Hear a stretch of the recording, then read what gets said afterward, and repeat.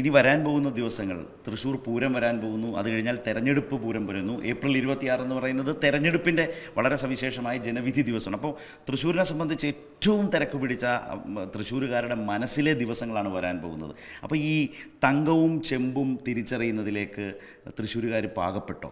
അല്ല, തൃശ്ശൂർക്കാർക്ക് എനിക്ക് മനസ്സിലായില്ല. ഈ ചെമ്പ് തകിട് കാണിച്ച് സ്വർണ്ണമാണെന്ന് പറഞ്ഞ് പറ്റിക്കാൻ പറ്റുന്നവരല്ല തൃശ്ശൂർക്കാർ.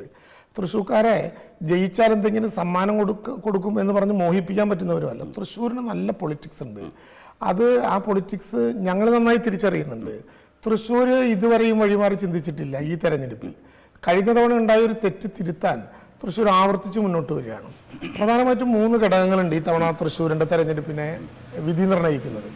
ഒന്ന്, ദേശീയ വ്യാപകമായി മതന്യൂനപക്ഷങ്ങൾ ഉൾപ്പെടെ പീഡിപ്പിക്കപ്പെടുന്ന ഒരു സാഹചര്യത്തിൽ ഭരണഘടന വിഭാവനം ചെയ്യുന്ന മതേതരത്വവും ജനാധിപത്യവും നിലനിർത്തണം എന്നാഗ്രഹിക്കുന്നൊരു ജനത.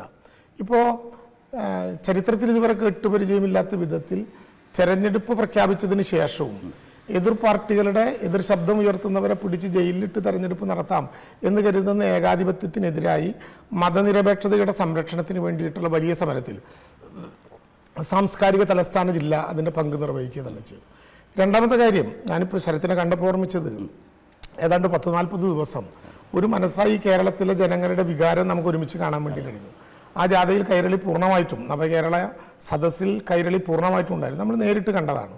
അവിടെ കൂടിയ ആൾക്കൂട്ടം, അവിടെ കൂടിയ പ്രതികരണം, 57,432 കോടി ഉൾപ്പെടെ കേരളത്തിന് തരാനുള്ള പണം തരാതെയും കേരളത്തിൻ്റെ കടമെടുക്കാനുള്ള അവകാശം പോലും ചോദ്യം ചെയ്തും കേന്ദ്ര ഗവൺമെൻറ് നടത്തുന്ന ജനാധിപത്യ വിരുദ്ധ ധ്വംസനം, അതിനെതിരെയും ജനങ്ങൾ വലിയ വികാരത്തിലാണ്.